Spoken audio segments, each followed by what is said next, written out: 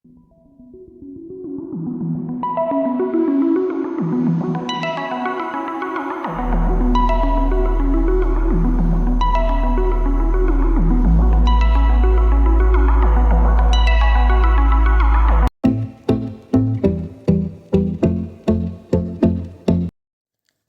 Hello అండి, welcome back to our channel. Last వీడియోలో నేను మురుడేశ్వర్ నుంచి ఉడిపి వెళ్తున్నాము. మధ్యలో ఒక వ్యూ పాయింట్ ఉంది, అది చూడడానికి ఆగాము అని చెప్పాను కదా. ఆల్మోస్ట్ వాళ్ళు ఇక్కడ 1 అవర్ అలా స్పెండ్ చేసిన తర్వాత ఇక్కడ నుంచి అయితే కొంచెం కొబ్బరి నీళ్ళు అవి తాగేసి ఉడిపికి అయితే వెళ్ళిపోతున్నాము. సో వెళ్ళే దారంతా ఇట్లా చక్కగా హైవే ఇలా సముద్రపు ఒడ్డున వెళ్తాం అన్నమాట. ఇటు బ్రిడ్జ్ ఉండి బ్రిడ్జ్ మధ్యలోంచి వాటర్ వెళ్ళడం, ఆ వ్యూ అంతా డిఫరెంట్గా బాగుంది. అయితే ఇక్కడ చెప్పాను కదా, సంక్రాంతి పండగకి యాక్చువల్గా కృష్ణాష్టమికి ఎట్లా చేస్తారో అట్లా ఉడిపిలో కూడా అంట సంక్రాంతి టైంలో కృష్ణుడికి రకరకాల అవతారాలతో డెకరేట్ చేసి అలా ఉత్సవాలు బాగా జరుపుకుంటారంట ఉడిపిలో. సో మేము ఉడిపి అయితే రీచ్ అయిపోయాము. ఎంట్రన్స్ గేట్ ఇలా ఉంటుంది అన్నమాట. ఇక్కడ వచ్చేసి బాలకృష్ణుని విగ్రహం అయితే ఉంటుంది ఉడిపిలో. అసలు కృష్ణుని టెంపుల్ అంటేనే మనకి కనపడేది గోశాల.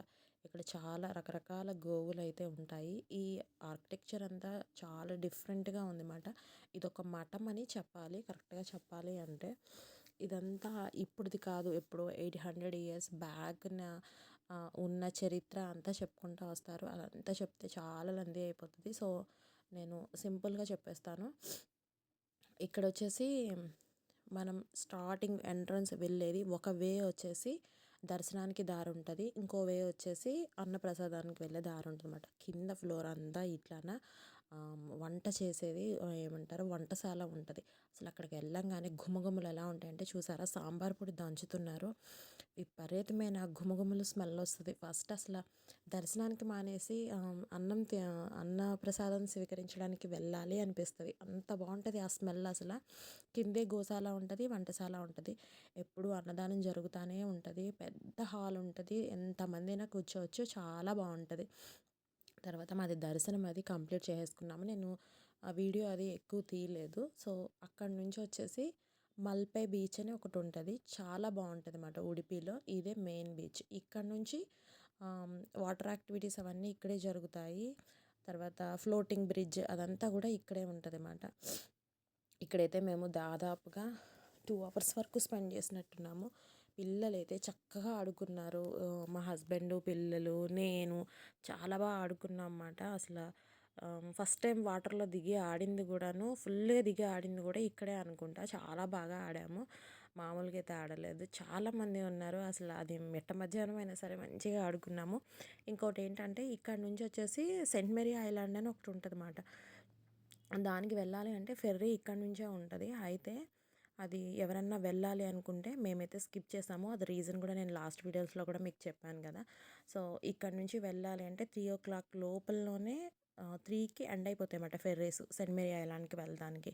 సో మనకి అది ఆ ఐలాండ్ కూడా కనపడుతూనే ఉంటుంది.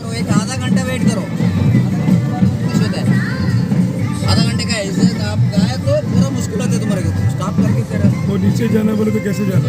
तो इसमें रिटर्न जाओ, रिटर्न जाने के बाद हाँ कितना दूर उधर क्रॉस होना है। कितना दूर? చెప్పాను కదా, ఇక్కడ చాలా బాగా జరుపుతారు. ఉత్సవం కింద జరుగుద్ది. కృష్ణాష్టమికి ఎలానా అవతారాలతో స్వామిని పూజిస్తారో అట్లా ఇక్కడ కూడా రకరకాల అవతారాలతో పూజిస్తూ ఇట్లాగా మొత్తం ర్యాలీ కింద ఇలా ఉంటుంది అన్నమాట. ఫుల్ ట్రాఫిక్ చూసారా, అక్కడ చెప్తున్నారు కదా వేరే రూట్కి వెళ్ళిపోమని చెప్తున్నారు. సో ఇట్లా కర్ణాటక స్టేట్ అంతా మేము ఇట్లాంటివి చాలా చూసామన్నమాట, దాటే వరకు కర్ణాటక స్టేట్. అయితే ఇంతకు సకల్లో ఆపేసాను కదా, మీరు ఎవరైనా సెయింట్ మేరీ ఐలాండ్కి వెళ్ళాలి అంటే 3కి ముందే ఉండాలి. 3 తర్వాత ఫెర్రీస్ అయితే ఉండవు, అది కూడా మల్పే బీచ్ నుంచే ఉంటాయన్నమాట. సో ఫ్లోటింగ్ బ్రిడ్జ్కి అయితే 150 ఎంత ఉంది ఛార్జ్. అట్లా మొత్తం అన్నీ అక్కడనే ఉంటాయి, అక్కడికి వెళ్తే అన్నీ తెలుస్తాయి. సో మేము అక్కడ నుంచి అయితే అసలు నెక్స్ట్ మా ప్లానింగ్ ఏంటంటే కూర్గు వెళ్ళాలి అని చెప్పేసి అన్నమాట. కూర్గ్ వెళ్దామని అనుకున్నాము. బట్ ఏమైంది అంటే మాకు లీవ్స్ అయిపోయాయి మా హస్బెండ్‌కి.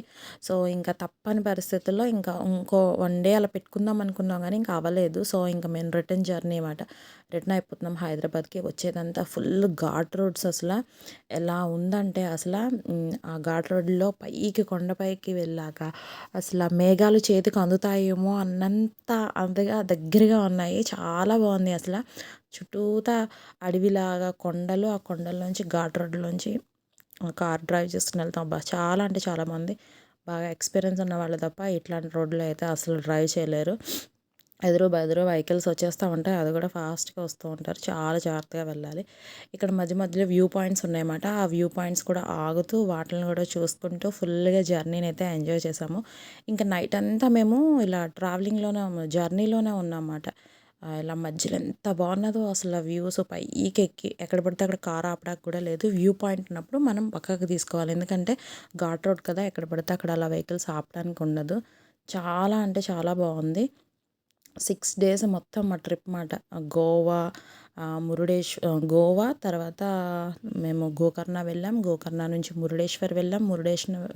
మురుడేశ్వర్ నుంచి ఉడిపి, తర్వాత ఫైనల్‌గా ఇంక రిటర్న్ అయ్యి వచ్చేస్తున్నాము. బట్ మేము అనుకున్నది ఏంటంటే కూర్గ్ కూడా చూద్దాము అనుకున్నాం. అంటే ఫస్ట్ మేము ప్లాన్ చేసిన దాంట్లో లేదు. తర్వాత అక్కడికి వెళ్ళాం కదా, ఇంక వెళ్దాము అనుకున్నాం కానీ అప్పటికే అబ్బా! ఇంక అయిపోయింది. ఓపిక సగం అయిపోయింది. ఇంకోటి ఏంటి అంటే ఈయనకి లీవ్స్ ఒకటి లేవు. తర్వాత ఇంకోటి ఏంటి అంటే సరేలే అది మిస్ అయినా మేము వచ్చేది కర్నూలు నుంచేమాట రిటర్న్.